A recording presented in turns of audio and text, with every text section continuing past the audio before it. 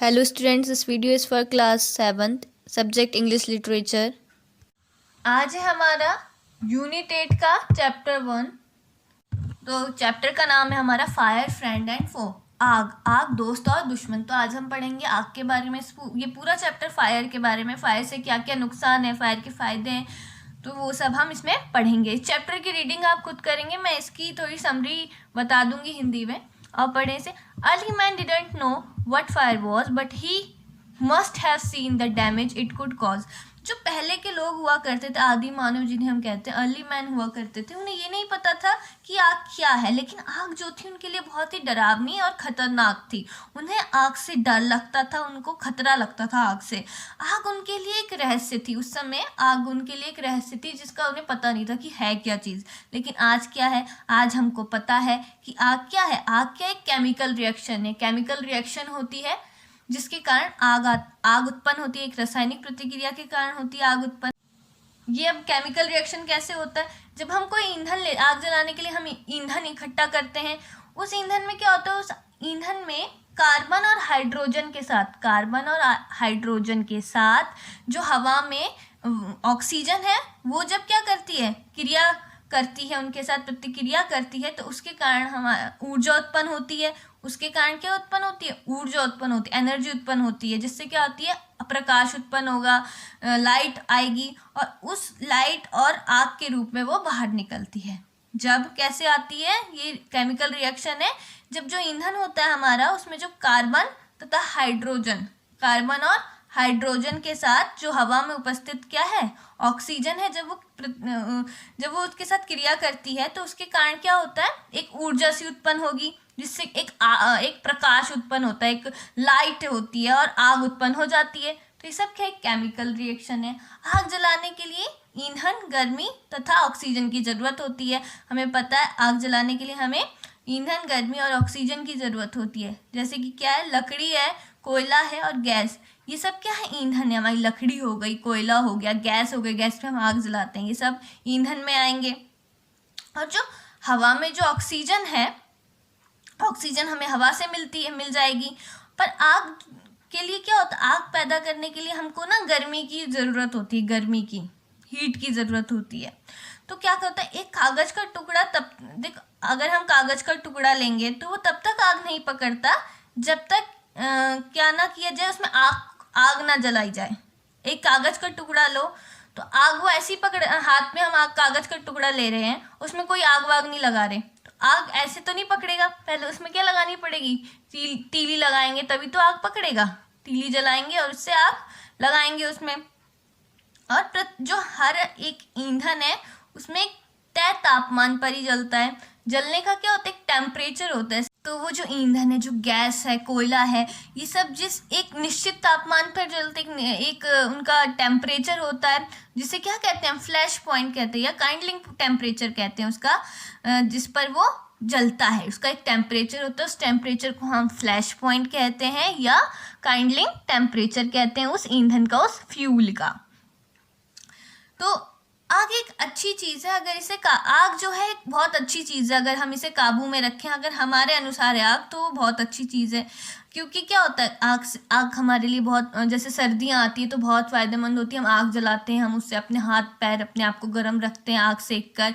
हम आग से क्या करते हैं, खाना बनाते हैं। आग कई चीज़ों में हमारे काम आती है, तो वो अच्छी है हमारे लिए। लेकिन कब तक अच्छी है, जब वो हमारे अनुसार चलती है, जब वो हमारे काबू में है। लेकिन अगर वो काबू से बाहर हो जाती है, मतलब इधर उधर फैलने लग जाती है, तो वो क्या हो जाती है, खतरनाक हो जाती है। अगर आग हम कहीं जला रहे हैं, अब वो आग किसी के कपड़े में लग गई या कहीं से लग के पूरे किसी के घरों में लग जाती है, तो इससे क्या होता है, तो इससे क्या होता है, खतरा है, वो हमारे लिए खतरा उत्पन्न कर देती है। लोगों के घर जल जाते हैं, किसानों की क्या जल जाती है, फसलें जल जाती हैं, कई लोग जल जाते हैं। इससे बहुत ज़्यादा नुकसान होता है जब आग हमारे काबू से बाहर हो जाती है। अब हम क्या करते हैं, हम इसका खाना बनाने में भी रोज़ क्या करते हैं, रोज़ हम इसका उपयोग करते हैं, खाना बनाते हैं। जब लाइट चली जाती है तो हम मोमबत्ती जलाते हैं और ऐसे ही हम ज़्यादातर काम करते हैं। लेकिन जब आग जो है ये बेकाबू होगी, घर जला देती है, जंगल जला देती है, जिससे क्या होता है, जानवर बेचारे जल जाते हैं। कभी कभी तो ऐसा होता है, ज़्यादातर होता है वैसे, जानवर जल जाते हैं। जीवन के लिए खतरा उत्पन्न कर देती है ये आग। कभी कभी ऐसा होता है जब ये काबू से बाहर हो जाती है। अब जो आग है, आग को जलाने के लिए 3 चीज़ों की ज़रूरत होती है। उन 3 चीज़ों में से हम अगर एक चीज़ को भी कम कर दें तो आग पे काबू पाया जा सकता है, आग को बुझाया जा सकता है। इसलिए आग जलाने के लिए हमेशा 3 चीज़ों की आवश्यकता होती है, 3 चीज़ों की ज़रूरत होती है। और अगर उनमें 3 चीज़ों में से हम एक चीज़ को हटा दें तो आग पे काबू पाया जा सकता है। कि हम क्या कर सकते हैं, हम ऑक्सीजन को बंद कर सकते हैं। वहाँ पे ऑक्सीजन पहुँचने से हम ऑक्सीजन को हटा के आग को बुझा सकते हैं। जैसे क्या होता है कि जब किसी चीज़ जैसे कोई अगर जल रहा होता है तो क्या किया जाता है, कोई चीज़ जल रही होती है तो उस पर क्या डाल देते हैं, कंबल डाल देते हैं। तो कंबल क्यों डालते हैं? ताकि वहाँ तक ऑक्सीजन ना पहुँचे, जिससे क्या हो जाती है, आग बुझ जाती है। एक और तरीका होता है कि उसका जो फ्यूल पॉइंट है, अभी हमने फ्यूल पॉइंट पढ़ा कि आग कब जलती है, एक निश्चित तापमान पे जलती है, एक निश्चित टेम्परेचर पे जलेगी। उस टेम्परेचर को कहते हैं हम फ्यूल पॉइंट कहते हैं उसको। या तो उसका वो फ्यूल पॉइंट हम कम कर दें तो वो आग बुझ जाएगी, आग जलेगी नहीं। ऐसा करने से कभी कभी हम क्या करते हैं, जो फ्यूल पॉइंट है उसको कम करने के लिए हम क्या करते हैं, कोई चीज़ जल रही होती है तो क्या डालते हैं, पानी डालते हैं। पानी क्यों डालते हैं? ताकि उसका जो फ्यूल पॉइंट है, जिस टेम्परेचर पे वो जल रही है, एक निश्चित तापमान पे जो जल रही है, जिस फ्यूल पॉइंट पे वो जल रही है, उसको कम किया जा सके। इसलिए हम चीज़ों पे जो जल रही होती है उस पर पानी डालते हैं उसे बुझाने के लिए। अब पानी का जो इस्तेमाल है वो किस पे नहीं करना चाहिए। पानी का इस्तेमाल जैसे अगर कहीं बिजली का, जैसे हमारा ये हो गया बिजली का, जैसे कोई ट्रांसफार्मर में समझो आग लग गई, तो ऐसा नहीं कि पानी डाल दे। अगर हम ट्रांसफार्मर में पानी डालेंगे तो हमें करंट लग सकता है। या बिजली की कोई चीज़ है वो जल रही है, उसमें करंट भी होता है, हमें पता है, तो बिजली की चीज़ में पानी डाल देंगे, उसमें पानी नहीं डालना है, उससे हमें को नुकसान हो जाएगा। जैसे कहीं बिजली के उसमें जैसे आग लग जाती तो हमें किसका एक अग्निशामक यंत्र आता है जो होता है, उसमें क्या होता है, उसमें कार्बन डाइऑक्साइड होती है, उसका प्रयोग करना चाहिए हमें।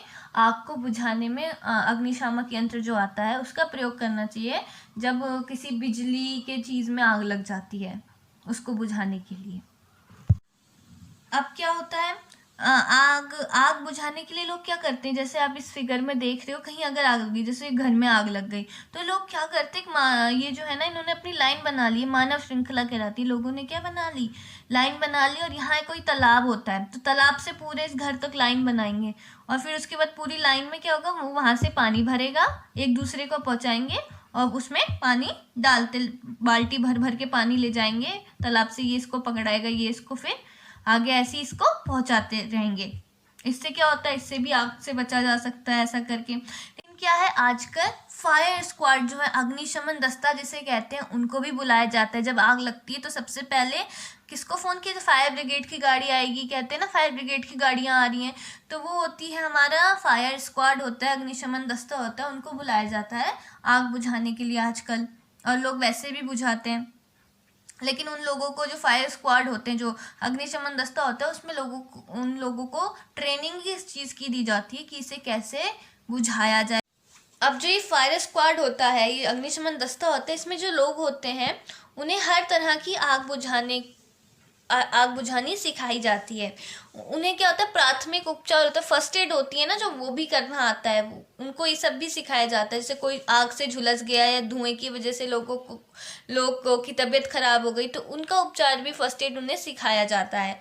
आग की खोज आग की जो खोज है वो हम मानव जाति के लिए बहुत ही ज़्यादा महत्वपूर्ण आविष्कार है। अब पूरी ये जो दुनिया है हमारी, इस पूरी दुनिया में आग को क्या माना जाता है, देवता माना जाता है। अग्निदेव कहते हैं हम आग को, देवताओं की तरह पूजते हैं हम। आग है वो हमारी एक अच्छी दोस्त भी बन सकती है, लेकिन कब, जब वो हमारे काबू में रहे। लेकिन वो हमारी एक दुश्मन भी बन सकती है, कब, जब वो हमारे काबू से बाहर हो जाए, बेकाबू हो जाए, तो वो हमारी दुश्मन भी बन सकती है। तो ये चैप्टर था हमारा फायर फ्रेंड एंड फो, मतलब एक आग हमारी दोस्त और दुश्मन। इस चैप्टर में हमने क्या सीखा कि किस प्रकार से जो ये फायर है, जो आग है, वो हमारी दुश्मन और दोस्त दोनों होती है। तो इसी के साथ हमारे चैप्टर यहीं पे ख़त्म होता है। अगर आपको ये वीडियो अच्छी लगी तो इसे लाइक करें, शेयर करें तथा चैनल को सब्सक्राइब करें। धन्यवाद।